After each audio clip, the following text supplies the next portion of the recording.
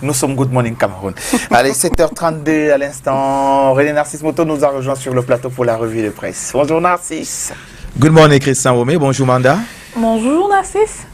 Tu vas bien aujourd'hui? C'est quoi ce Je vais bonjour, très bien. Narcisse? Comment tu vas très bien ce matin? Il me fait ça tout le temps. Ouais. He does that all the time to me. Voilà. Allez, les journaux sont parus en français et en anglais au Cameroun, chers téléspectateurs. Première partie consacrée à la presse anglophone. Deuxième partie consacrée à la presse francophone. Mandat de Horizon et en kiosque aujourd'hui. Absolutely, the Horizon is available today in Cameroon on the front page of the Horizon newspaper. This Thursday morning, we read Camto ridiculed for calling for no regional elections. Okay. The paper, Non, ça va. his reaction. Ça va, c'est...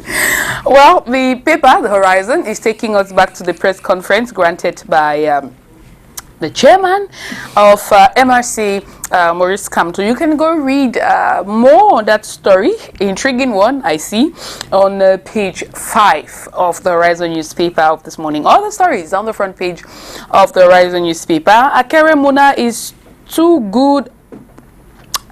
Okay, I'm going to read that. Akere Muna is to good governance what Socrates is to philosophy. I'm just to be sure I read that properly. Akere Muna is to good governance what Socrates is to philosophy.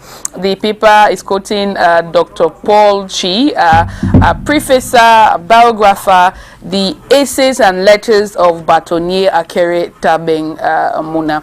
Of course, the paper says Akere Muna is compared to Folong. Please do read this article in today's edition of the Horizon newspaper. Go to its page 3.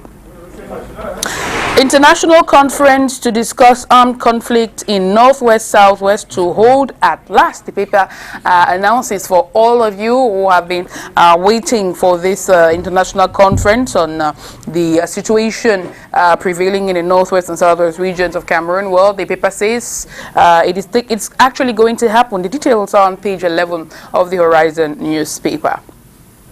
We are still on the front page of the Horizon newspaper. Soldiers kill one in PM Diongute's village. Details, page 4. University of Bamenda mourns again. Well, hold this time. Go read the details on page 2. Minister Tanganji comforts flood victims. You can get the rest of that story when you flip to page 5 of the Horizon newspaper. 95-year-old Nigerian prelate backs beatification of Professor Bernard Folong. More on page 2 of the Horizon newspaper, and we cannot leave the Horizon newspaper without talking about the story that concerns somebody that I know personally, Benedict Ndingwa, who is a former student of the Department of Journalism and Mass Communication.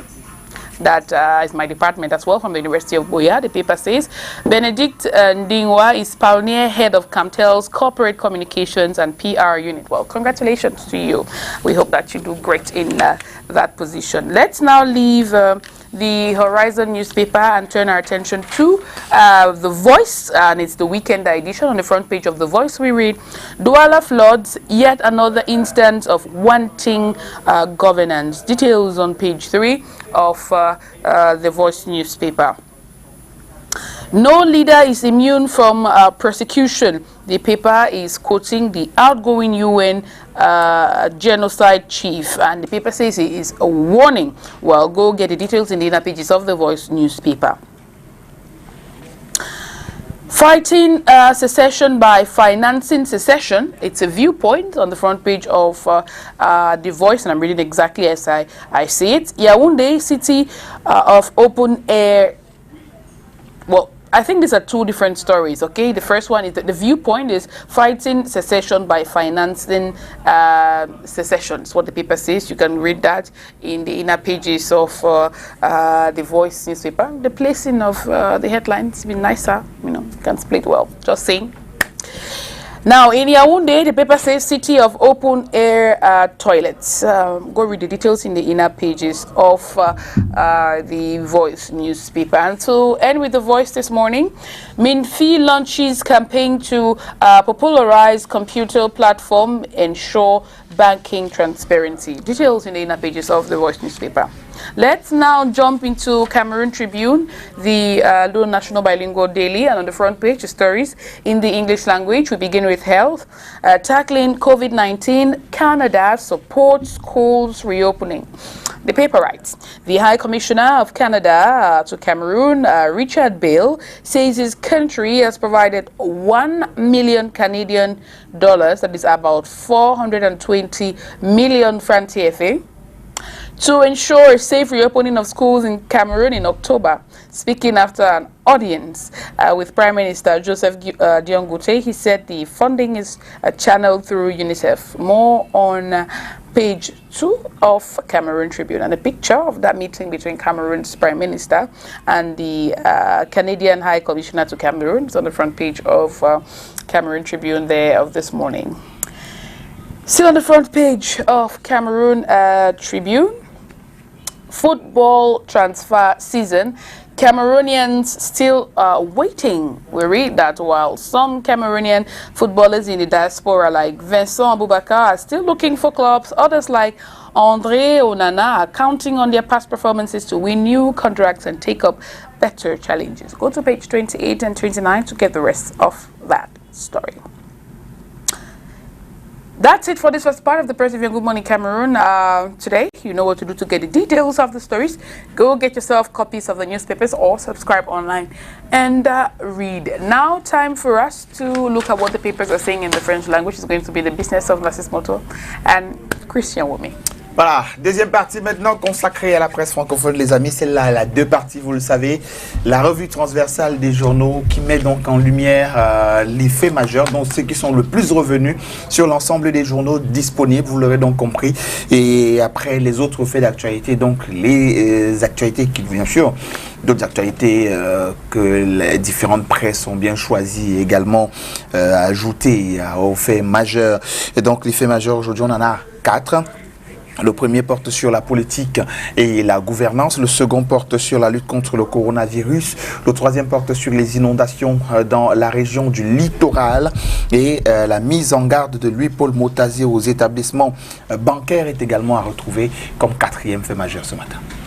Tout à fait, Christian Womé. Une fois de plus, bonjour donc à nos téléspectateurs, certainement encore nombreux ce jour pour suivre cette revue de presse sur Spectrum Télévision. Tu l'as dit, 4 faits majeurs. Commençons donc avec le premier fait majeur qui porte sur la politique et la gouvernance au Cameroun.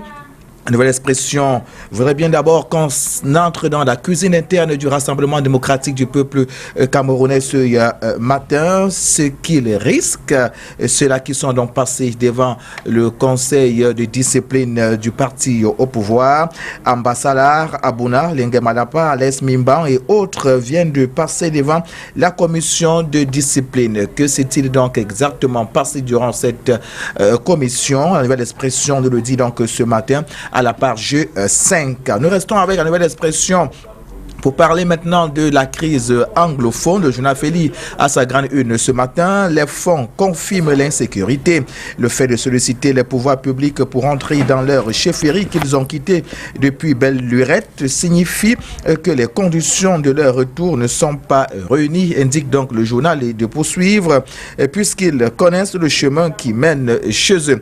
Le journal nous invite donc à la page 3 pour ample précision ce matin. Le messager de Jean-François Chanon parle plutôt de cette guerre des mers, la guerre des mers qui suscite beaucoup de curiosité, notamment entre Messi Atangana et Yoki Onana.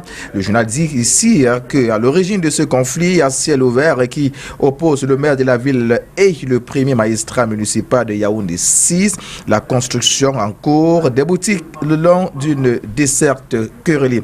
C'est en page 3, cette information renouveau donc en kiosque pour ample précision. Le jour de ce jour s'intéresse aux élections régionales. Ici, on parle de la classe politique qui réagit aux propos de Maurice Kamto. C'est en page 2 et 3. Rendez-vous en kiosque pour ample précision. Nos amis les mutants voudraient bien qu'on s'intéresse à la présidence du conseil régional. Les batailles du Mfundi, peut-on lire à la grande une de ce quotidien ce matin. 2 points pour une parfaite illustration. Le premier fait état, c'est que l'ancien super-maire de Yaoundé, Gilbert Chimiovuna, pressenti dans la course. Le second point, quant à lui, indique qu'au sein de l'élite locale, on évoque déjà des coups bas et des manœuvres d'exclusion, indique donc ce journal à la page 7 ce matin. Et puis on peut également parler de Bakassi, toujours avec mutation de ce jeudi 27 août 2020, du feu sous la cendre, indique donc le journal à la page 8 ce matin. Rendez-vous en kiosque pour ample précision. Cameroun Tribune, le quotidien bilingue camerounais, reparle ce matin de discipline dans les partis politiques, le temps du recadrage. Peut-on lire à la grande une de ce journal? Le journal indiquait à ce sujet qu'au lendemain des élections législatives et municipales du 9 février dernier, plusieurs cas de violation de consignes ont été signalés dans les formations politiques. Les unes, UNDC, PCRN, pour ne citer que ces quelques exemples, ont déjà prononcé les sanctions à l'encontre des mises en cause. D'autres, RDP, CSDF, UNDP, SNC, ont engagé des procédures dans ce sens, indique Cameroun Tribune ce matin. Et le journal s'est interrogé: comment s'y prennent-elles ces partis politiques? Lire donc le focus de Cameroun Tribune ce matin en page 3 et 4. Défi actuel pour sa part ne s'empêche pas aussi de parler de discipline au sein des partis politiques avec un accent particulier sur le Rassemblement démocratique du peuple camerounais. Ici, on parle des coulisses de ce conseil de discipline. Les auditions menées par la commission Moussongues se déroulent dans un climat marqué par des soupçons de règlement de compte et de manœuvres visant à écarter toutes les velléités de candidatures dissidentes aux futures élections régionales, indique donc ce journal ce matin.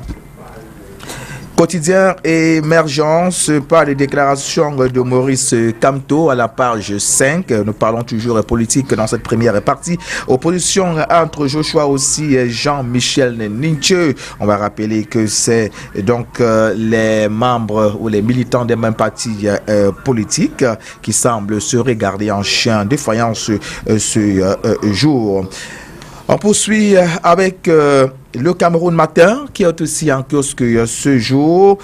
Recrutement spécial à la fonction publique. Joseph Lé fait le point à Bouya, indique donc le Cameroun Matin ce matin. On va embrayer sur le second fait majeur. On ouvre cela donc avec le financier d'Afrique, le bi-hebdomadaire disponible en kiosque ce jour. Covid-19, des partenariats publics-privés pour réduire les pertes dans l'aéronautique. C'est en page 8. Cette information. Nous restons toujours avec le financier d'Afrique, ce bi-hebdomadaire qui cette fois parle de post-Covid 2019, une assemblée de chez la Banque africaine de développement pour la reconstruction de chez l'Afrique. C'est toujours en page 8 cette information. On ne perd rien à faire un tour en kiosque au fin de ce dégoûter à la bonne source. Le quotidien de l'économie ne s'empêche pas également de parler de Covid-19. C'est d'ailleurs l'information qui bat la grande une de ce journal ce matin. On peut d'ailleurs lire comment la BAD veut aider l'Afrique à se relever. Et le journal de poursuivre indiquant que les actions à mener ont été dévoilées hier par Akinwumi à Dessina au cours de l'ouverture des assemblées annuelles de cette institution.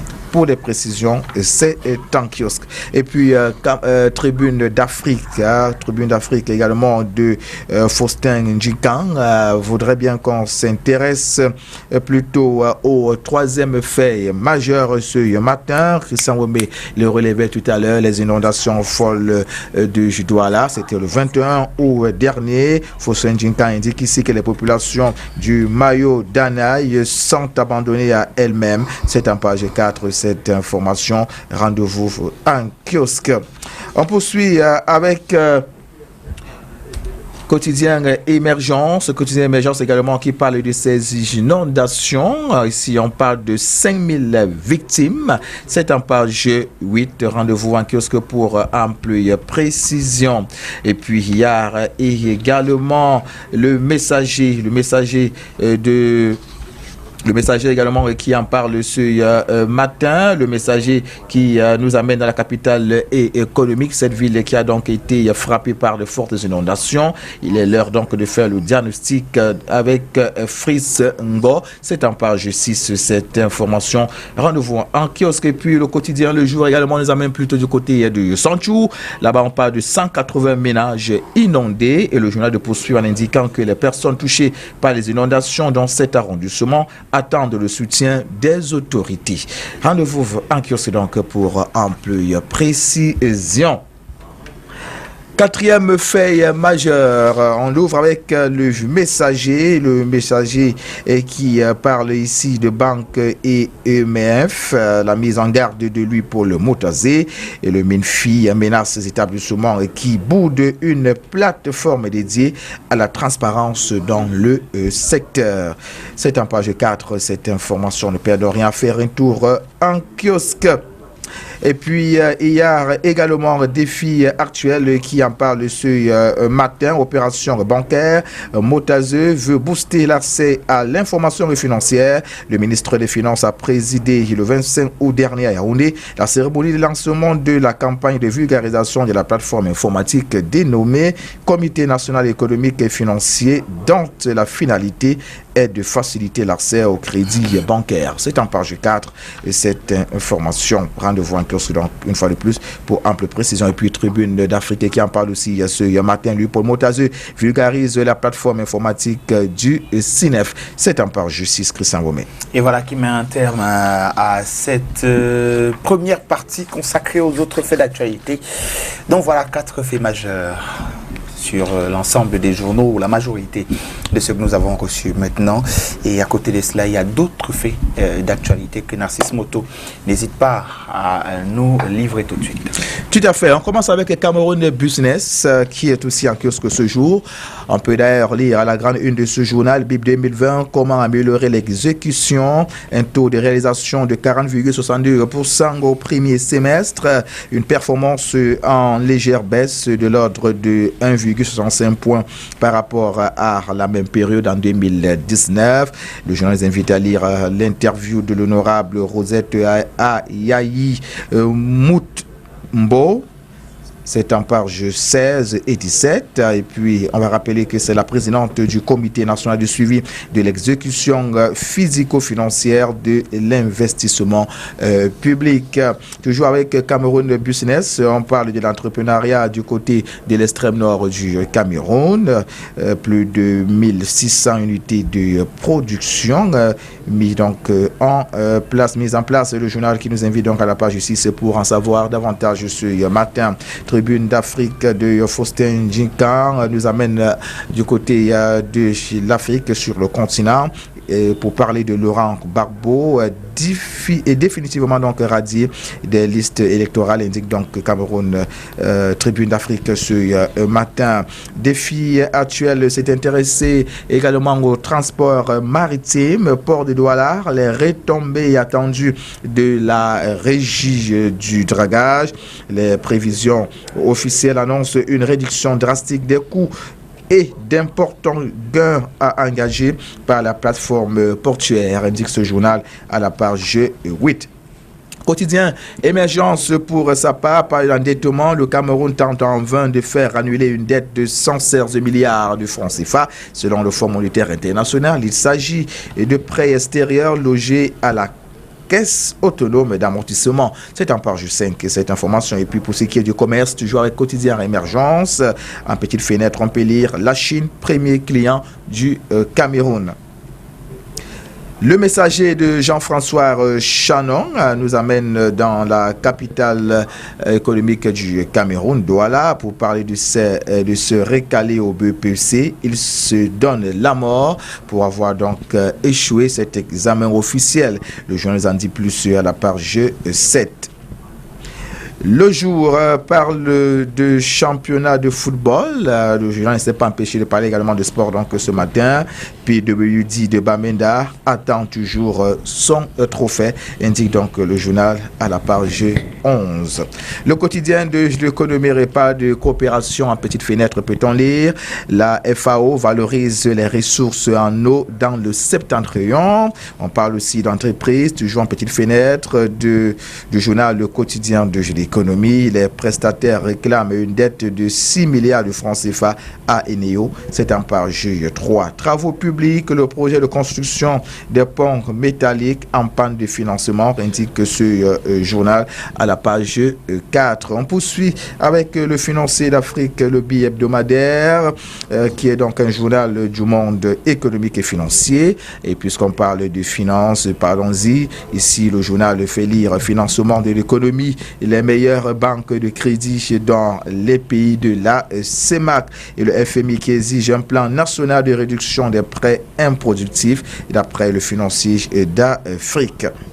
Le Cameroun matin, pour sa part, parle à sa grande une ce matin de lancement des compteurs intelligents par la Kanwata. 3000 ménages à Douala et à Yaoundé pour la phase pilote. C'est en page 6, 7 et 8. Toujours avec ce journal, on parle de promotion du bilinguisme et du multiculturalisme. Et le journal vient de dire ce matin que la commission prépare des visites de terrain. C'est en page 4 pour ce qui est de l'insécurité et également des problèmes fonciers et dominos. Le Cameroun matin, le Cameroun Domanio plutôt, le Cameroun matin nous dit ici à la page 10 que le sous-préfet de Douala 2 met de l'ordre. Et comment allez le savoir à la page 10 chez nos amis du journal Le Cameroun matin. Cameroun Tribune s'intéresse également à l'eau potable. Ici on parle de la distribution de cette eau qui est perturbée du côté de Yaoundé, capitale politique du Cameroun. Le journal indique que les travaux menés par la communauté urbaine dans le cadre de la deuxième phase du projet d'assainissement ont pris du retard. La Kanwata, venue en renfort, rassure quant à la reprise de la desserte dans les quartiers impactés d'ici quelques heures. C'est en page 6 et 7. Mutation s'intéresse aux agences de transport en petite fenêtre. On peut lire les toilettes toujours payantes. Mon mandat. Et puis, la nouvelle expression de Séverin Tchounkeuil pour sortir parle de résidence des Lions Indomptables, l'épopée 90, la remise des clés. Et c'est ce jour, les Lions Indomptables de l'épopée de 1990 recevront officiellement chacun la clé de sa villa meublée ce jeudi 26 août 2020 à Yaoundé. C'est à la page 4, cette information. Et puis, du côté de l'extrême nord, on y va avec la nouvelle expression défaut d'acte de naissance dans cette partie du Cameroun. Près de 400 000 élèves inscrits au cours moyen deuxième année n'ont pas passé le certificat d'études primaires cette année. C'est en page 5, Christian Romé.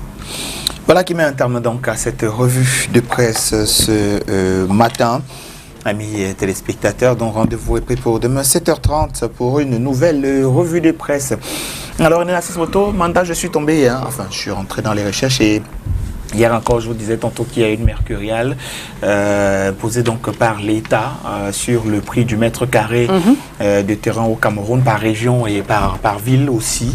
Donc c'est suite au décret 2014-3211 du 22, je crois que c'est du 29 septembre. Voilà, 2014, c'était à l'époque de Philémon Yang qui signait donc cela et qui fixait donc voilà. Donc je vous propose à vous, chers téléspectateurs, si vous voulez vraiment savoir ce qu'il en est, d'aller sur internet, les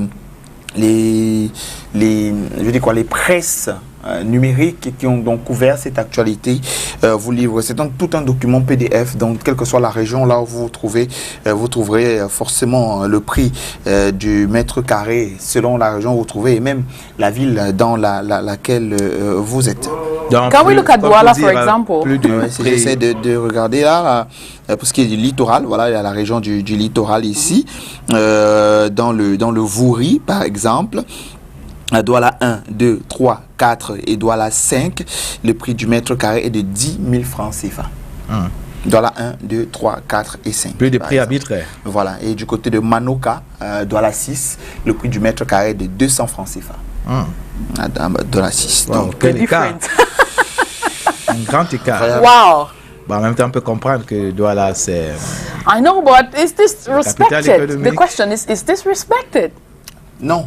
La réponse, c'est tout de suite non. That's why I'm asking the question. La réponse, c'est non. So who is in charge of enforcing this? Who is in charge of making sure that this happens?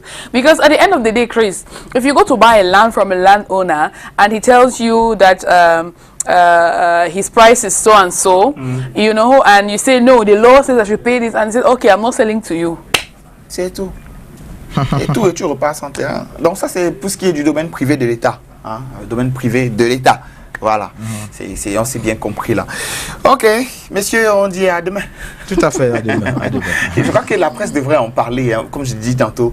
La presse devrait en parler, un peu comme nous en parlons depuis plusieurs jours ici. Yeah. Un peu comme la presse vient de revenir encore sur le fait que les toilettes sont payantes, toujours payantes dans les agences de transport en commun. Vraiment, la presse devrait revenir et faire appliquer un certain nombre de choses. Et le gouvernement devrait suivre également à travers les sous-préfets et les autres, tout ce qui est commission de consultation. Hein, c'est ça, c'est la commission consultative pour les achats et délivrances de ci et de ça sur les terrains. Voilà. Bien, à demain, mon cher. Donc, on peut dire qu'il faudrait qu'une loi soit réellement fixée pour les toilettes. Il faut Non, il y a la loi, juste enforcer, c'est tout. Faudra-t-il payer pour se mettre à l'aise? Non, il y en a une. Mais la question d'abord, il faut se poser, des toilettes publiques, s'il y en a véritablement au Cameroun, on est resté sur les agences. We're talking about here. Voilà, on est resté sur les agences, c'est bien spécifié. Bon, il faudrait aussi qu'il y ait des toilettes publiques aussi. Bien sûr, vous avez à la rédaction fait une série de reportages sur l'absence des toilettes publiques et l'urgence d'en créer dans la ville et dans les villes, parce que ce n'était pas qu'à Douala que vous avez réalisé. Puisqu'on parle des agences de transport en commun, le tout n'est pas d'avoir des toilettes, mais des toilettes de qualité. Oui. Parce qu'en même temps aussi, ces endroits sont parfois source de maladies. Tout à fait, parce que c'est utilisé par plusieurs personnes. Par plusieurs personnes. Allez, la musique avant le 8. Il faut assurer l'entretien au quotidien. Bien sûr. Bonne journée, mon cher. La musique avant le 8h de Christelle Asek qui est déjà parmi nous. Matama. Oba Koyoga. Uti yule. Mbolo. Martin Chobula. Soko biwo. Mbamba. Mena bona wabuki maholio. Janna. Agazane hamyofu. Abala. Ganga chiangu. Bolon. Sare jampi koy jam. Madala. Laisse-moi se battre. Monsieur Sondra là. Ma fille ande lam. Et bien du coup. D'avenir on la top.